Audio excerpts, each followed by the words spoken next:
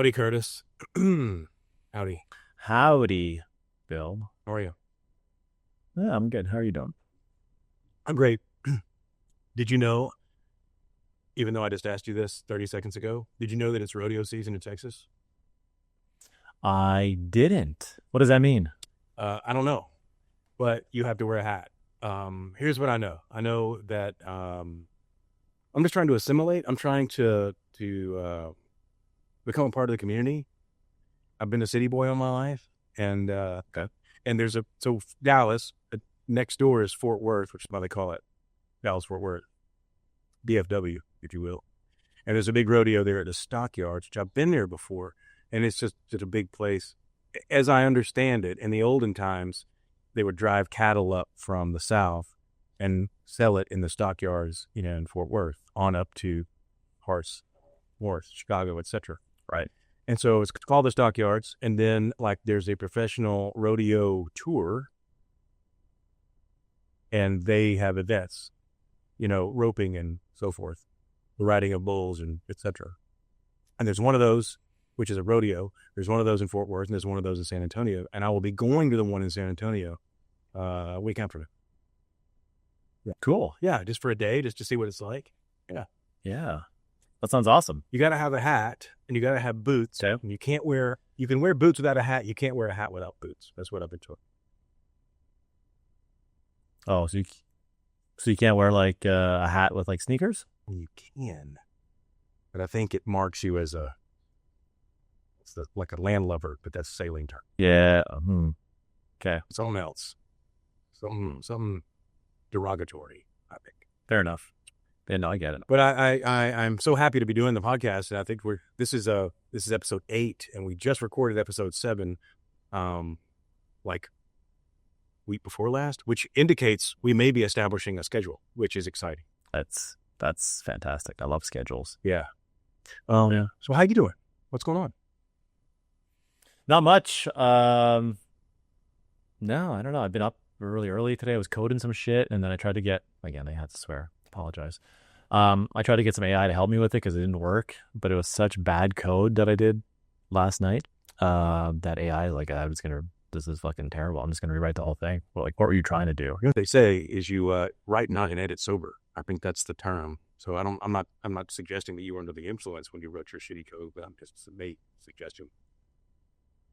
I mean, I'm not going to confirm or deny those allegations. But, So run me through that process. You're coding, you're creating, and or fixing some stuff, and then what do you mean it doesn't work? Well, so I haven't coded professionally in a long time, as you know. Being the CEO, I'm not allowed. My devs hate it when I try to code. So it's been 7 years since I've coded hardcore. But last night I figured I would try some little projects I wanted to do, and I didn't want to vibe code it. I didn't want to use any of these AI assistants. So I sat down and tried to code a bunch of PHP, little project I was working on. It's going to sound stupid, but it's a way to track meat prices, like grocery meat prices, and the actual quality of the cut and all that fun stuff. And just for personal reasons. Was that a rodeo? Anyway. Did we just tie it right back to the rodeo? We may have. Woo! All right. So, yeehaw, motherfuckers. Are you saying you're trying to rope some lower priced meat? Corral it, if you will? Yeah. Right. Anyways, I tried. It was, I was, whatever. It seemed like it was going to work. I tried to spin it up on my own little web server. It failed miserably. Nothing pulled in. None of the flyers pulled in or the live updates from the grocery store APIs, whatever it was. It was just a total disaster. Grocery stores have APIs? Some do, yeah. That's fantastic. And they'll release things like the price of meat? Some will. Sales and stuff, right? That's amazing. Okay. Yeah. Yeah, so I tried, it didn't work. So I asked my AI assistant. I was using Codex 5.3 because it came out yesterday. And I was like, hey, man, can you help me fix this? And it examines the code. It went through and it's like, look, let's just rewrite the whole thing because let's just start over. Yeah, I was like, look, buddy, let's you tried, little guy. Yeah. And then anyways, it works great now. It's cool. it's just real quick. I mean, we're already off on chasing a wild steer, if you will.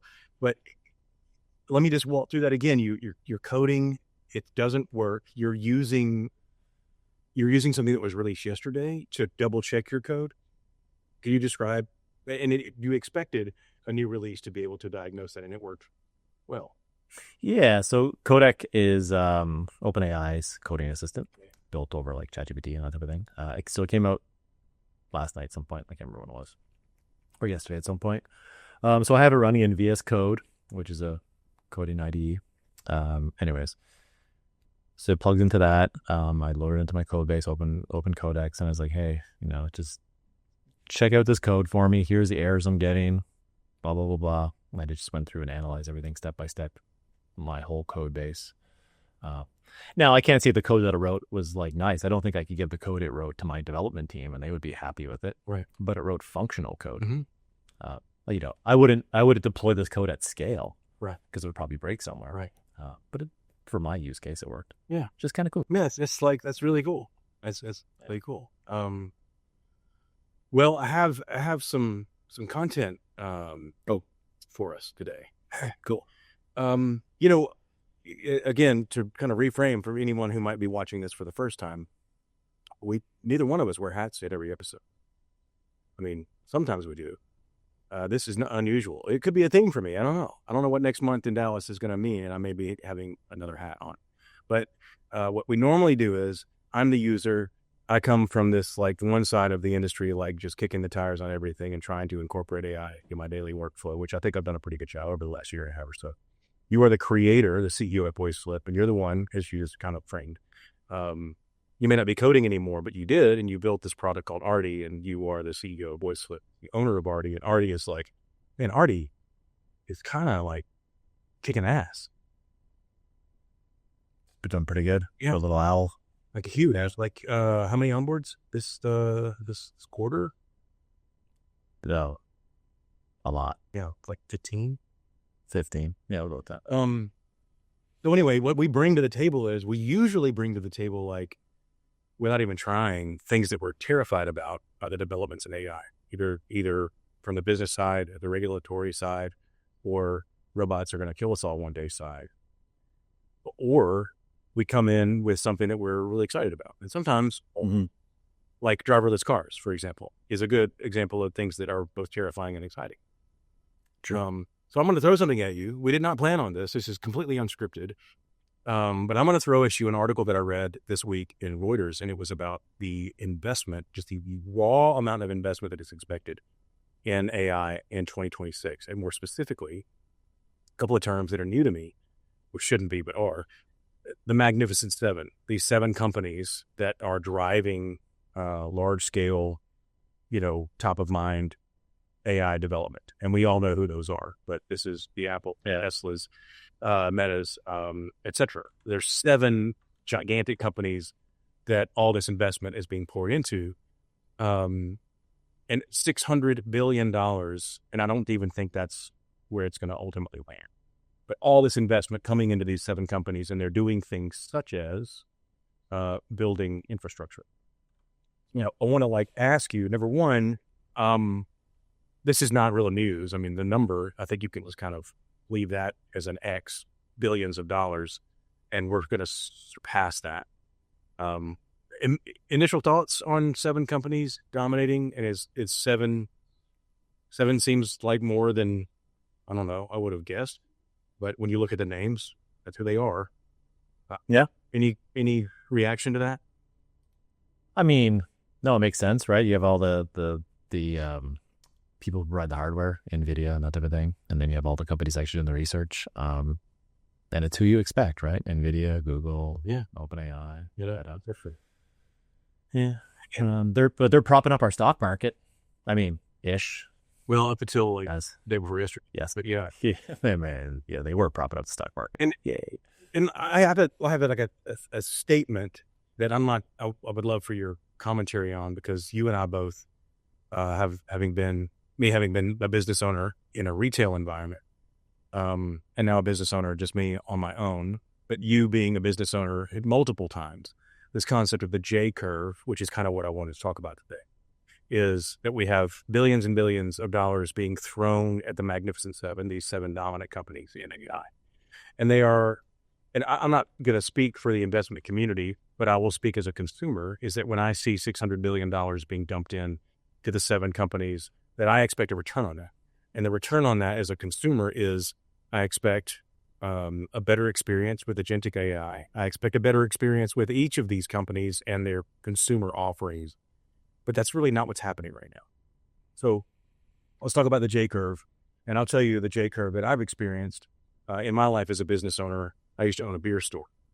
And so my consumer wanted immediate access to 36 taps in downtown Huntsville, Alabama. Whereas the J curve is this: we got our business license, we got our certificate of occupancy, which gives you the ability to then go and spend a bunch of money to buy your beer and hire your people and pay your rent. And then you end up with the upside of the J. And curious about your experience with the J curve. Follow up: are we in the J curve with AI? Yeah. So my experience with the J curve, I mean, every business you run basically runs the same way. You mentioned initial funding, you fall down, spend a bunch of money, and then you start making money back. I mean, Voice Slip's in that phase right now too. That happens with pretty much every startup, every business. I get it. Are we in the J curve with AI? Fuck, that's a tough question. Well, because maybe. Well, let me put some framing around that, some meat on that bone, if you will. Back to the yeah, I know. We do have a theme today. I can tell what this is going to be called. This episode description is coming together. Because let's go back to maybe episode 3 or 4. I think OpenAI had released version 5, and it had gone, Matthew McConaughey, my man, had gone from being very personable and very semantic, to be honest. But like the following day, I didn't get a chance to select 5. It was just there. And it was more clear and much less like buddy and, effective. But it was a sudden, like literally an overnight change. So I didn't expect that jolt. And I'm not saying that was... So as part of the description of the J curve, I think that instead of things like that, instead of improving the consumer experience, they're spending the $600 billion on, carts and warehouses and physical plants and so forth and so on, where the consumer isn't necessarily seeing this whiz-bang agentic universe that we've all been promised, flying cars and so forth. What they're seeing is all this money being spent in order to create that, laying putting the wires in the ground to start the concept, if you will. It's a good, look, it's a good question. Are we in the J curve, or are we in a bubble and it's about to pop because the gains we're getting from each new version of the AI tools? Like I mentioned, I used Codex 5.3 yesterday. Previous to that, I've used Codex 5.2. Was 5.3 that much better? I don't know how many hundreds of millions of dollars I spent developing it. Was it that much better? Yeah. I don't know. So are we in an AI bubble where they're investing all this tons of money and we've kind of hit a limit? Maybe, everyone's trying to get to, I want to say AGI, which is basically an AI that actually thinks and it's, independent and all that fun stuff. But you have people, I don't know if you're familiar with Yann LeCun, godfather of AI, used to work for Meta and all that fun stuff. He says, the current large language models aren't the way to get there. There's different AI models, so to speak, or techniques that'll get us there. And the large language model is just basically a race to collect money, and we're reaching our limits. Yeah. Who knows? We'll see what happens. Well, maybe will the big 7 crash and the economy will tank? Maybe. Yeah. I just, and this is I'm feeling through this conversation, because as a consumer, if I were to invest in an AI company, and I'm just this is purely, again, not a very pragmatic way to look at this. But if I were going to invest in an AI company, $1 billion, and then I would expect to a month later get on ChatGPT and say, okay, what's new? And the thing is that's not taking place. If you invest a ton of money into an AI company at this point, what they're doing is They're buying, buildings and increasing their ability to create, True. And that's not sexy. And that's not what and I almost think you have a consumer who's getting a little tired of the conversation and waiting on something to happen that's not happening. Yeah. I mean, there's a couple of things. Obviously, building infrastructure, like you mentioned, they're hiring key staff members. They're poaching staff from each other all the time. You go work for Meta and you're making $600,000 a year, and then OpenApp poaches you for $1 million a year, and then Google poach you for 1.5, and you're just kind of hopping around companies. That is not my experience. Obviously, I'm not making. I wish I was making that money, but here we are. Yeah, so it's all this stuff happening, right? That we don't see as consumers, but it's what happens in Silicon Valley. It's what happens to grow these companies, and it's all boring. It needs to be done. Again, I mentioned, I hope everything becomes efficient at some point. So all this infrastructure we're building, it gets super efficient, so that we could run more models on the same infrastructure and all this fun stuff. Yeah, I do think people are getting tired of the models, like you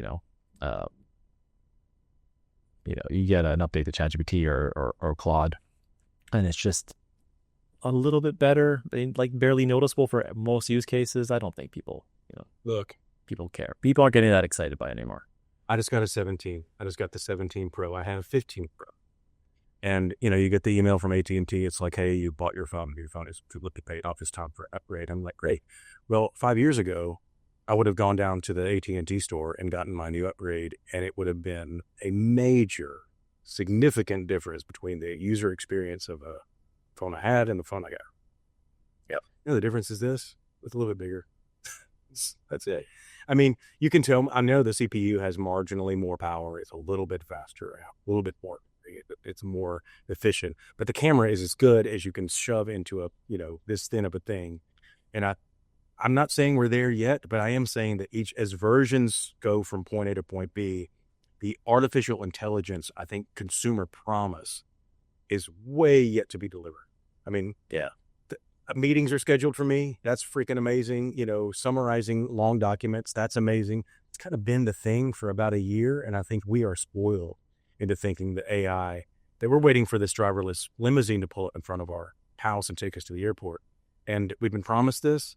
And I'm afraid that the consumer and the investor ability to keep dumping billions of dollars into this stuff, and we're still buying warehouses, is just not sustainable.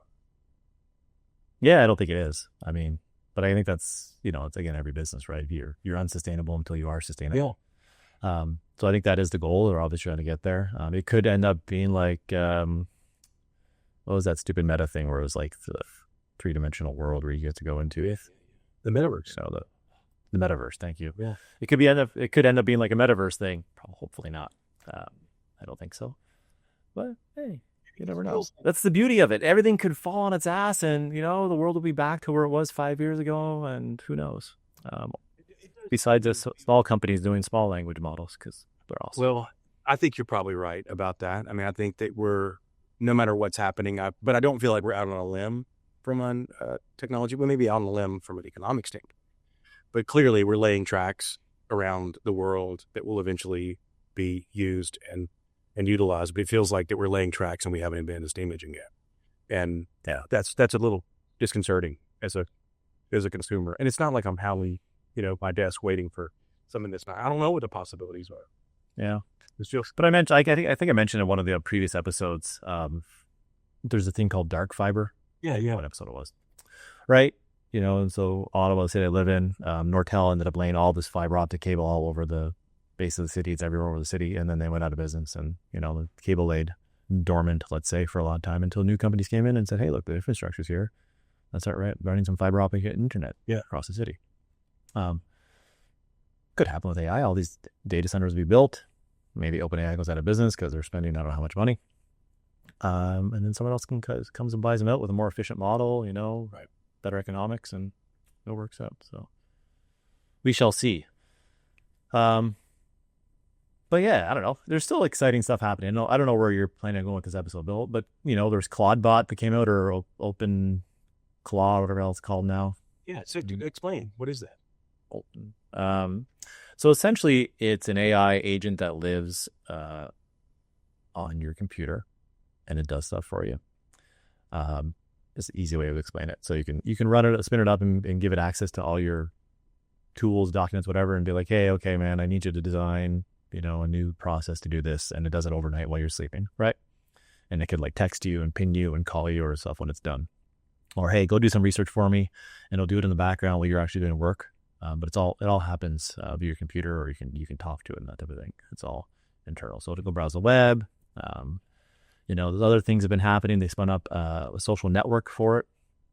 So it's called Clob. So Moltbook. It's a social network for these AI agents. So they go and they interact with each other and they post and, do everything a social network does. Can you back up a second and say again what you just said?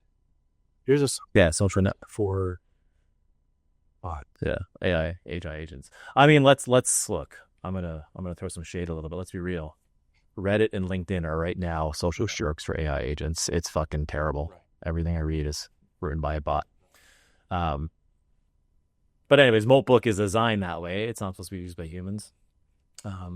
That's amazing. And it's a neat thought experiment. I mean, you don't have a whole bunch of, observability into it, so you don't see how it's actually running. So there's a bunch of humans actually interacting with their agents and making the agents do things, and it's, posting it for social media points, I guess. Yeah.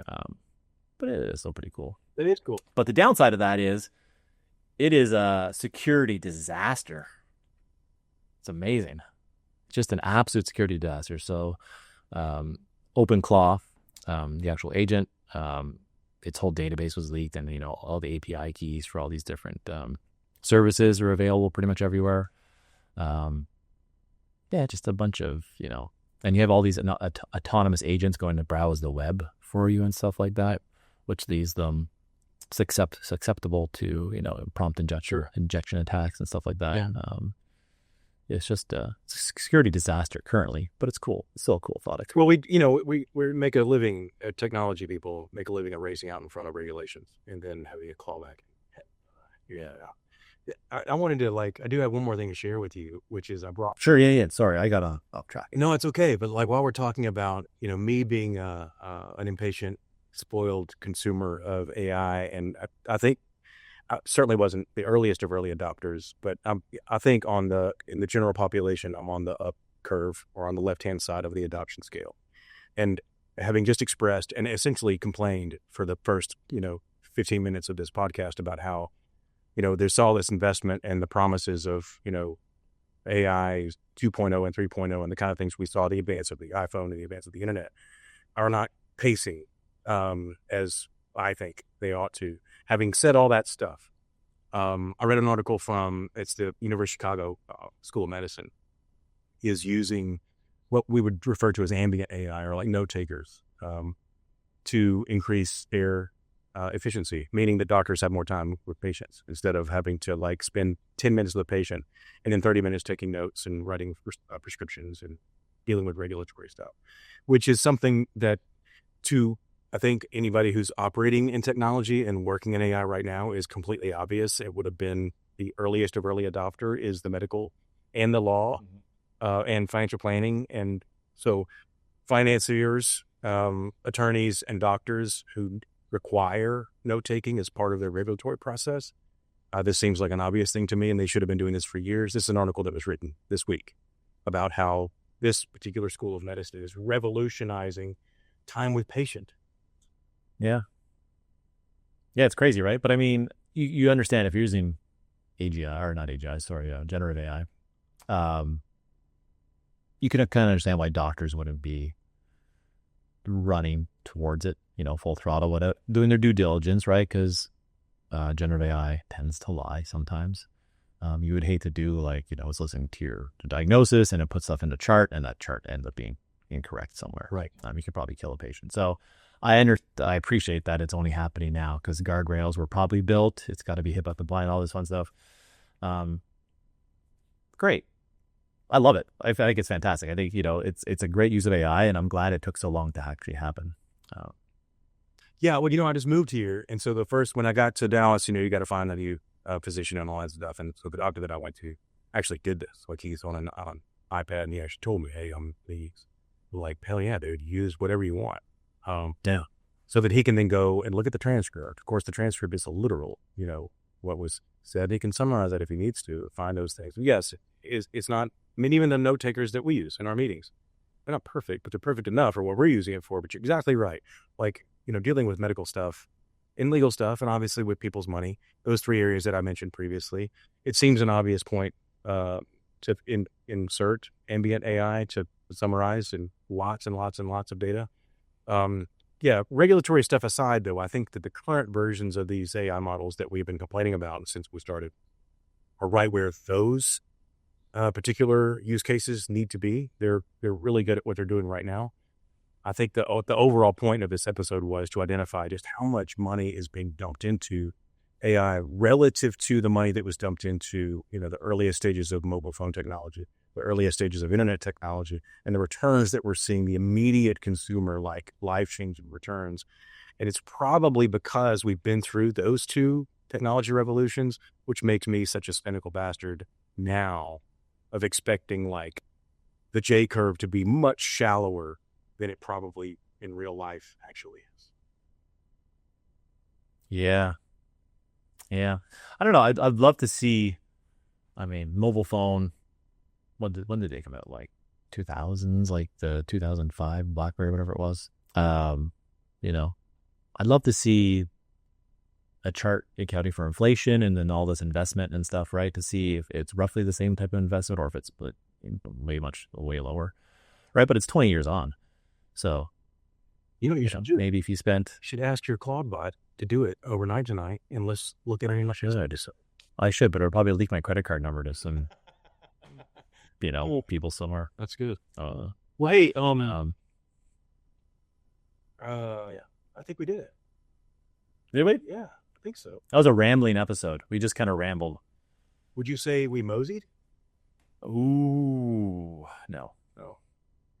Can I get you a cowboy? If I got you a cowboy hat, would you wear it?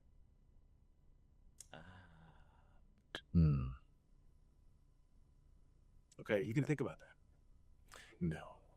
I would look like a dumbass. I'd be walking around fucking the frozen north, wearing a cowboy hat. Picture, you've watched Game of Thrones. Oh, yeah. Yeah, picture Jon Snow walking across that goddamn ice wall with a cowboy hat on. How stupid would he look? Dude, he would be and he would be tooting, and it would be spinning his sword like this. Oh my God. No. Hey Kurtis, have a great weekend. Thanks again. Yeah, you too, buddy. It was a rambling episode, but this is good. This is fun. It was. That's okay. I think we brought value. We brought 2 topics. The J curve, which I think a lot of people don't realize is happening. I think it is happening. Court. And we brought some insights. We did good. Yeah. If you want to know more, email Bill. Yeah, please. My hat's really tight. Or don't. All right, goodbye. See you later. All right. See ya.